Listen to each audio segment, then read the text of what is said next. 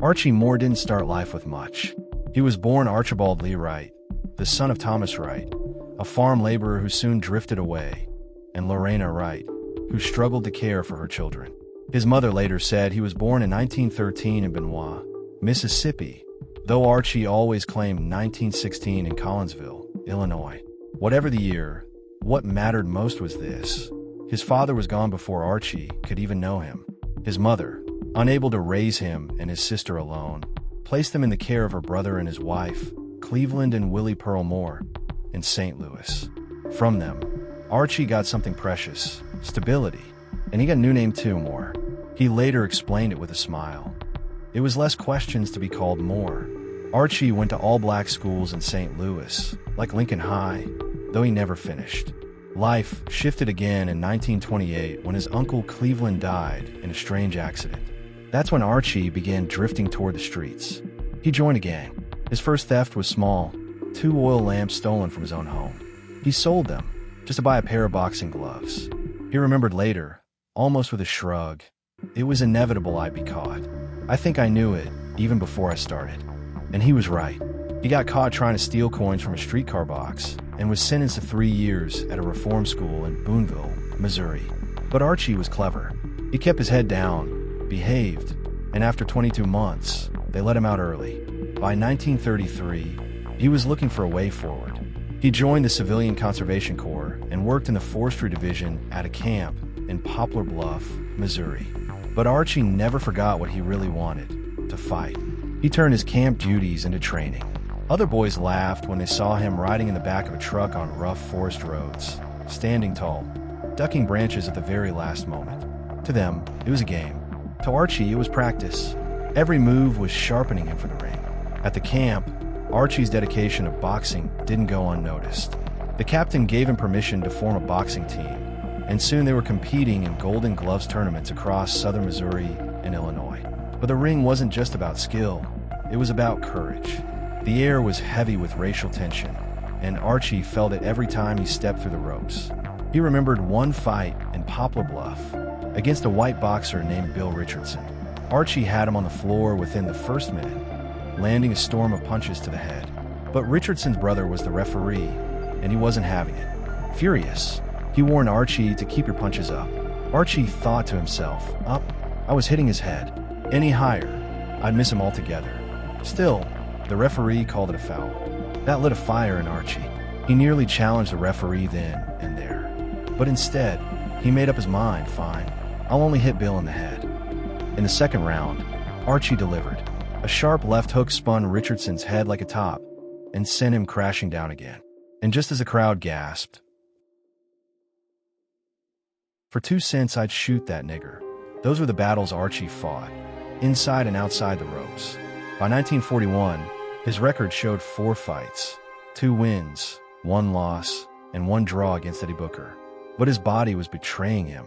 Stomach ulcers, painful surgeries, and endless setbacks pushed him to announce his retirement. It didn't last. By 1942, Archie Moore was back. He stormed into the ring with 6 straight wins and a hard-earned 10-round victory over Jack Chase. When he faced Eddie Booker again, it was déjà vu. Another grueling 10 rounds, another draw. The next year, 1943, was a whirlwind. Archie fought 7 times, winning 5, losing 2.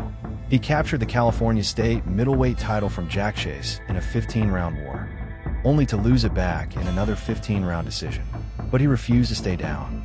He beat Chase once more before the year was out. He also suffered a tough loss to Aaron Wade. It was a year of victories, setbacks, and endless fights, not just with opponents, but with life itself. By 1944, Archie Moore was becoming a seasoned fighter. He stepped into the ring 9 times a year, winning 7 and losing 2. His last bout marked something important: his debut on the Atlantic coast, where the competition grew sharper. He knocked out Jimmy Hayden in 5 rounds, lost a decision to the dangerous Charlie Burley, and fell to Eddie Booker by knockout in the 8th. The next year, 1945, Archie came roaring out of the gates, winning his first 8 bouts. He caught the eye of the boxing experts on the Atlantic coast, earning a big fight with light heavyweight Jimmy Bivens. On paper, Bivens wasn't known as a hard puncher, but but in Cleveland, he stopped Archie in the 6th. Archie shook it off and went back to work. He fought 5 more times that year, including 2 with Holman Williams. He dropped the first by decision, but in the rematch, Archie put Williams down with an 11th round knockout. By 1946, Archie moved fully into the light heavyweight division, defeating the hard-hitting Curtis Shepard, but losing a close decision to future heavyweight champion Ezra Charles, and fighting to a draw with his old rival, Jack Chase. By then, Archie's patience was wearing thin. He began speaking out, saying none of the champions wanted to risk their titles against him. In 1947, Archie's calendar was filled with familiar faces. It was a year of rematches. He went 7-1, the lone loss again to Charles. But Archie claimed victories over Chase, Shepard, and even Jimmy Bivens, this time with a 9th round knockout. He also picked up a decision over Burt Lytell, proving he could handle anyone put in front of him. Then came June 2nd, 1948. In Oakland, Leonard Morrow, a fighter with only 12 wins to his name, shocked the crowd. He knocked out Archie Moore in the very first round to capture the California light heavyweight title. Archie fought 14 times that year, winning many but also suffering setbacks. Another loss to Charles, a decision loss to Henry Hall, and even a disqualification against Lloyd Gibson. Still, Archie answered back with solid victories, including decisions over Ted Lowry and Hall in their rematch. In 1949, Archie put on one of his finest displays of consistency. He fought 13 times, winning 12 of them. He stopped the Alabama Kid twice, blasted Bob Satterfield out in 3 rounds, and knocked out Jimmy Bivens in 8. He beat Harold Johnson, a future world champion, on points, and piled up wins over Bob Sykes and Phil Moscato. The lone blemish? A disqualification against Clinton Bacon. Compared to that, 1950 was practically a vacation. Archie only fought twice, winning both, including a 10-round decision over Lytell in their rematch. But 1951 was a storm. Archie boxed 18 times, winning 16, losing only once, and earning a single draw. He went on a long tour of Argentina, fighting 7 times there, winning 6 and drawing 1. In between, he slipped down to Uruguay and knocked out Vicente Quiroz in 6. Back home, he crushed Jimmy Bivens again with a 9th round knockout and split 2 close decisions with Harold Johnson. Archie was older now, but he was busier than ever, building a record, sharpening his craft, and waiting for the chance that still seemed to be denied to him, a shot at the world title. By 1952, Archie Moore had been fighting for nearly 2 decades. He was in his mid-30s, or so he thought. Later, his mother revealed he was actually pushing 40. But age didn't matter to Archie. That year, he tore through contender after contender. Jimmy Slade, Bob Dunlap, Clarence Henry, and Clinton Bacon, whom he stopped in 4 rounds. After years of being avoided, Archie finally got the call. At last, a shot at the World Light Heavyweight Championship. His opponent? Joey Maxim, the man who had just beaten the great Sugar Ray Robinson, forcing him to quit on his stool in the brutal summer heat. Many thought Maxim would be too much for Archie. But on fight night, Archie was sharp, steady, and determined. Round after round, his right hand landed flush. Maxim never went down, but the punishment piled up. After 15 rounds, the decision was clear. Archie Moore, after 16 long years, was finally world champion. The dream had come true. Archie kept busy. In 1953, he fought 9 times, winning them all. He even beat Nino Valdez, a dangerous Cuban heavyweight, and defeated Maxim again in a rematch to hold onto his crown. He traveled to Argentina, adding more wins to his record. In 1954, he fought only 4 times, but they were meaningful. He beat Maxim once more, pushed Harold Johnson into the 14th before knocking him out, and even outpointed heavyweight Bob Baker. Then came 1955, one of Archie's biggest years. He beat Nino Valdez again, by then ranked the #1 heavyweight contender, and defended his light heavyweight title by knocking out middleweight champion Bobo Olson in just 3 rounds. Archie was on top of the world, and then came the chance of a lifetime, a shot at the heavyweight championship. On September 21st, 1955, inside Yankee Stadium, Archie Moore faced the undefeated champion, Rocky Marciano. For Archie, This was history waiting to be written. In the second round, he landed a perfectly timed right hand that sent Marciano to the canvas. It was only the second time in Rocky's career that he had ever been knocked down. The crowd erupted. Was this the moment Archie Moore would shock the world? But controversy followed. Archie always believed referee Harry Kessler robbed him of a chance. In Archie's eyes, Marciano had risen at the count of 2, but the referee kept counting, wiping Rocky's gloves, even giving him a little shake, precious seconds that allowed the champion to recover. Archie admitted later, "My seconds were screaming for me to finish him, and I moved to do so. But blind and stupid with rage, I went toe-to-toe." Marciano cleared his head, and the fight turned. Rocky's relentless pressure wore Archie down, and by the 9th round, Marciano stopped him. It was the closest Archie Moore ever came to holding the heavyweight championship of the world. And decades later, the bitterness lingered. In interviews, he never forgot that night, never forgave the referee. In his words, "It cost me the heavyweight title." Archie Moore never let go of his grudge over the Marciano fight. But interestingly, the referee Harry Kessler didn't share it. In his own autobiography, Kessler wrote about that night with excitement, filling his sentences with exclamation points, even comparing the battle to the famous Jack Dempsey, Louis Firpo brawl. But unlike Archie's bitterness, Kessler's memory was warm.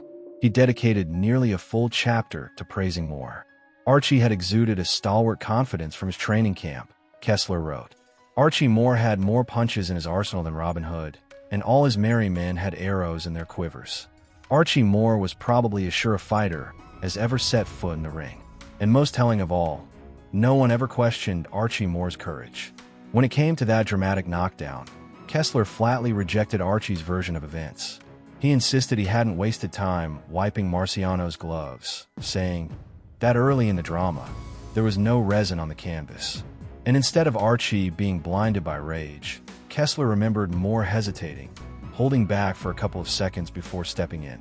Still, Kessler told it all with humor, not malice. He even laughed about how, at 41, Archie brushed off questions about retirement after the fight, then went straight to a jazz club in Greenwich Village, playing bass fiddle until 5 in the morning. But Archie didn't stop. In 1956, he fought mostly as a heavyweight, though he still defended his light heavyweight crown with a knockout over Yolanda Pompey in London. He strung together 11 straight wins before another chance at the heavyweight championship. The title was vacant. Marciano had retired, and Archie faced the young Floyd Patterson. That night belonged to Patterson. At just 21 years old, he knocked out Moore in 5 rounds, becoming the youngest heavyweight champion in history, a record that stood for 3 decades. Archie, however, remained undeterred. In 1957, he won all 6 of his fights. He handled heavyweight Hans Kalbfell in Germany, stopped Tony Anthony in 7 to keep his light heavyweight title, and beat Eddie Cotton and Roger Risher with ease. Then came 1958 and one of the most dramatic nights of his life. In Montreal, Archie defended his title against the fierce Canadian challenger, Yvon Durrell. The fight was chaos from the opening bell. Archie went down 3 times in the first round and once more in the 5th. Many thought it was over, but the old champion rose again and again. By the 10th round, Archie had turned the tide, dropping Durrell himself. In the 11th, he finished the job with a knockout that cemented the fight as one of the greatest comebacks in boxing history. In 1959, Archie's schedule slowed, but he still fought twice, knocking out Sterling Davis in 3 rounds, then finishing Durrell once again, also in 3. By 1960, politics entered the picture. The National Boxing Association stripped him of his light heavyweight title, accusing him of waiting too long to defend it. Still, most major bodies, the New York Commission, the Ring Magazine, and others, recognized him as champion. That year he went 3-1, losing only a decision in Rome against Giulio Rinaldi. In 1961, Archie traveled the world. He beat Buddy Turman again in Manila, then defended his lineal world light heavyweight championship for the last time, outpointing Rinaldi over 15 rounds. His final fight of that year was back among the heavyweights, against Pete Rademacher, the only man to challenge for a world title in his very first professional fight. Archie stopped him in 9 rounds. By then, The Old Mongoose was a global legend, still sharp, still dangerous, and still refusing to bow to time. By 1962, the last of the boxing commissions that had recognized Archie Moore as the world light heavyweight champion finally withdrew their support. The torch had passed to Harold Johnson. Archie, now nearly 50, left the light heavyweights behind and campaigned only as a heavyweight. That year, he showed he still had fire. He knocked out Alejandro Leverett in 10 rounds and blasted Howard King out in 1, both fights taking place in Tijuana. Then came a 10-round draw with Willie Pastrano, a man who would later become light heavyweight champion himself. Interestingly, the posters still billed Archie as World Light Heavyweight Champion, even though by the time the fight happened, California had already joined the rest of the commissions in recognizing Johnson. Then came the bout that would mark Archie's last stand on the big stage. He was 49 years old when he faced a brash young heavyweight out of Louisville named Cassius Clay, later Muhammad Ali. The two had history. Clay had trained under Moore for a time, but the partnership ended badly. Archie wanted to reshape the youngster's style and expected him to do chores, washing dishes, sweeping floors, old-school discipline. Clay walked away, declaring his independence. In the build-up to their fight, Clay worked his magic with words, rhyming. Archie, never short on wit himself, shot back that he had perfected a new punch for Clay, the lip Utonier. But on fight night, the prophecy held true. Clay's speed, youth, and confidence were too much. In the 4th round, Archie was stopped, just as Clay had predicted. That made Archie more unique in boxing history, the only man ever to fight both Rocky Marciano and Muhammad Ali. He had one final fight in 1963, stopping Mike DiBiase in the 3rd round in Phoenix. And then, at last, the Old Mongoose laid down his gloves. After more than 200 professional bouts, nearly 3 decades in the ring, Archie Moore retired, for good. Archie Moore's life after boxing was anything but quiet. In 1960, Hollywood came calling, and he stepped onto the big screen as Jim, the runaway slave, in Michael Curtiz's The Adventures of Huckleberry Finn. Opposite Eddie Hodges as Huck, Moore delivered a heartfelt performance that critics praised as one of the finest interpretations of Jim ever put on film. Though he never pursued acting full-time, Archie left his mark in movies like The Carpetbaggers, 1964, The Hanged Man, 1964, The Fortune Cookie, 1966, and The Outfit, 1973. Even popped up on TV in Perry Mason, Family Affair, Wagon Train, Batman, and the soap One Life to Live. His last screen appearances included a chef role alongside Charles Bronson in Breakheart Pass, 1975, and a cameo as himself in Penitentiary 2, 1982, with Mr. T. But Moore was more than a boxer-turned-actor. He was a man whose fights took him around the world, where he often left just as big an impression outside the ring as he did inside it. In Argentina in 1951, after defeating Abel Sestak, Archie used his earnings to buy shoes and clothes for poor children.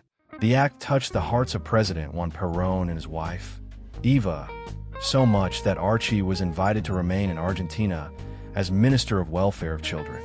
He turned it down.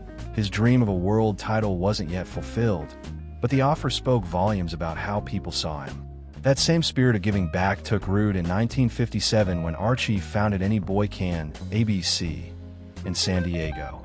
To Moore, boxing was just a hook. The real lessons were self-respect, sportsmanship, confidence, and discipline. Students were taught to look someone in the eye, give a firm handshake, and carry themselves with dignity. They called him Instructor Moore. Word of ABC spread fast.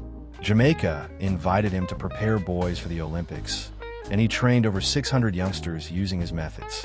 In 1968, his program earned the Freedom Foundation's Patriotism Award for helping youth become productive members of their communities. By the 1980s, Archie's mission had reached the highest levels of government. In 1981, President Ronald Reagan appointed him to work under HUD Secretary Samuel R. Pierce on Project Build, a program teaching boxing and life skills to kids in California's housing projects. Even in his 60s, Archie was still in the gyms, showing the younger generation that self-control and self-belief could change a life. Away from the ring, Archie's greatest titles were father and husband. He had 7 children in all, 3 daughters, Rena, Jmary, and Elizabeth Moore Stump, and 4 sons, Archie Jr., Hardy, Anthony, and D'Angelo. His marriage to Elizabeth Thornton brought Archie Jr. and Elizabeth, and in 1956, he wed Joan Hardy. Together, they raised 5 children and stayed married until his final days. Faith found him later in life when Archie joined the Seventh-day Adventist Church, a term that seemed to fit the man who always preached self-control and discipline. In 1997, his legacy carried into the ring once more when his daughter, Jmary, made history as the first daughter of a famous boxer to become a professional fighter herself. A year later, the Old Mongoose's fight was finally over. On December 9th, 1998, just 4 days shy of his 85th birthday, Archie Moore died of heart failure in San Diego. He was cremated and laid to rest at Cypress View Mausoleum. Archie Moore left behind more than belts, records, and knockouts. He left a blueprint for perseverance, for dignity, for giving back. He was the only man to have fought both Rocky Marciano and Muhammad Ali, a champion whose career stretched across 4 decades, and a mentor who taught countless young men and women how to stand tall, both in and out of the ring. The Old Mongoose may be gone, but his story, his lessons, and his spirit still live on.